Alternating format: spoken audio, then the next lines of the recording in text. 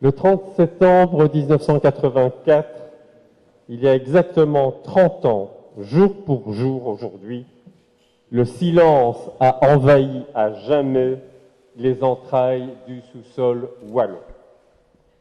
Les molettes du Roton à Farciennes se sont en effet arrêtées de tourner. Sans être certaine de son avenir économique, la Wallonie se voyait désormais orpheline d'un pan entier de son histoire. Lorsque j'ai proposé de marquer cet anniversaire par une exposition au Bois du Casier, notre président Jean-Claude Van Coenberg a directement compris toute la symbolique de cet événement, et c'est pour cela qu'il était hier soir au Roton, à l'invitation d'Hugues Bayet.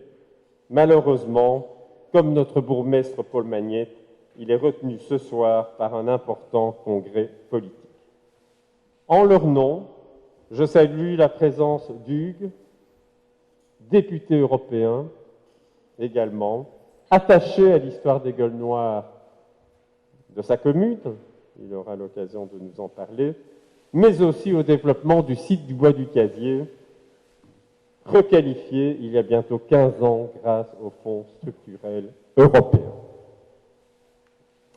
Je dois citer aussi la présence de Graziana Trotta, députée wallonne et originaire du coin Farciennes et Zoprel, qui est parmi nous aujourd'hui.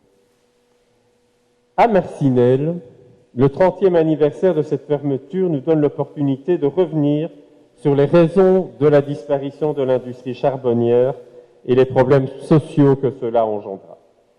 C'est pour cela que nous évoquons dans l'exposition que vous allez parcourir dans cet écrin formidable qu'est le musée de l'industrie, mais des photographies vous rappelleront la fermeture des derniers charbonnages carolorégiens, le Péchon, le numéro 25 à Couillet en 75, le numéro 18, le Parent en 78 à Marchiennes, et aussi à Marchiennes, le numéro 19, le Ballon-Pré, qui dit quelque chose à certains d'entre nous, également à Marchénopo.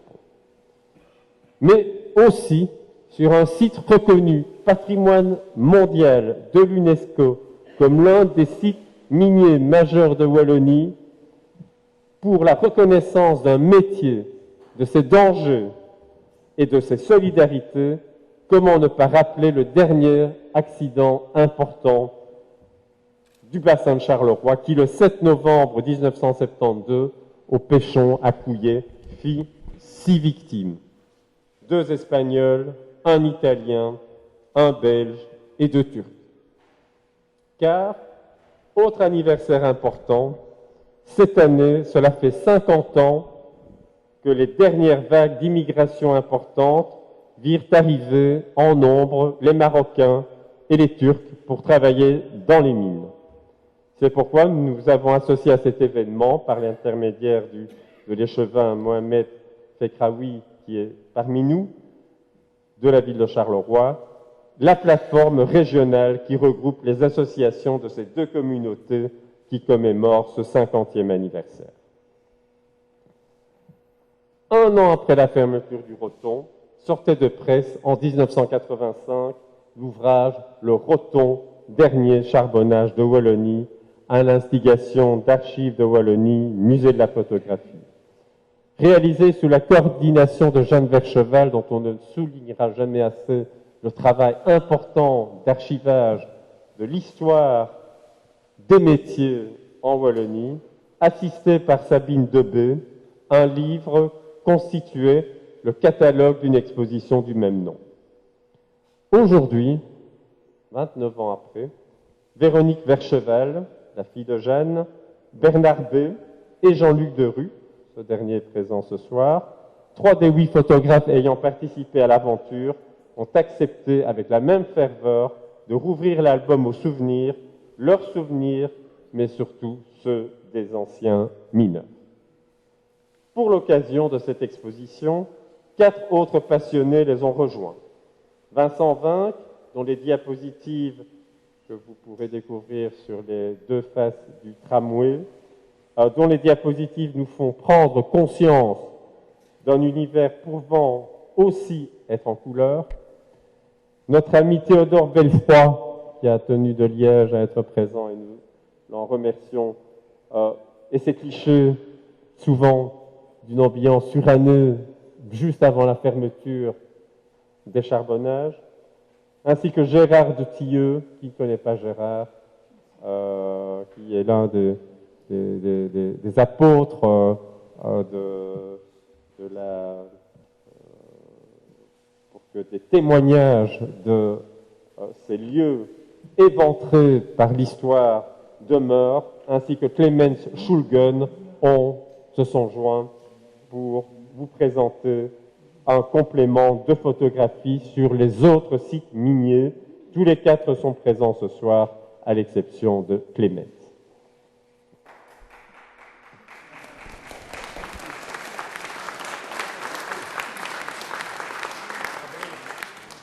Pour illustrer encore mieux notre propos, nous diffusons dans l'exposition 2 émissions de la RTBF. Pour les plus anciens, je suis presque dans les anciens, l'une des émissions est animée par Henri Mordant, qui inlassablement, dans les années 60, sensibilisa les Wallons à l'avenir de leur région. Et je vois ici des représentants des organisations syndicales, notamment Carlo Briscolini, mais certainement des représentants de la CSC qui, dès ces années-là aussi, se sont inquiétés de la fermeture des charbonnages et du non-remplacement par des activités économiques porteuses. Et l'autre est un journal télévisé réalisé au fond de la mine en 1983, au Roton, bien entendu. Dans la salle de projection, que vous avez découvert à l'entrée, vous verrez un numéro spécial des années belges consacré à la fermeture du Roton lors du 20e anniversaire de sa fermeture, avec des images de 1984 et des témoignages. Tous nos remerciements vont à la SONUMA, qui archive les images de la RTBF, pour les facilités qu'elle nous a accordées pour leur diffusion. Il me plaît de remercier en premier lieu Alain Forti, en tant que commissaire de l'exposition que nous découvrons ce soir, Julie van der Vrecken et notre ami Francis Groff pour la recherche au documentaire, ainsi que l'équipe technique pour le travail de montage réalisé. Il y a aussi à nos côtés, et je pense que c'est important de leur donner la parole en leur demandant d'être brefs, mais percutants. Les 2 amicales de mineurs sont présentes, les mineurs des charbonnages de Wallonie, les ex-minatories.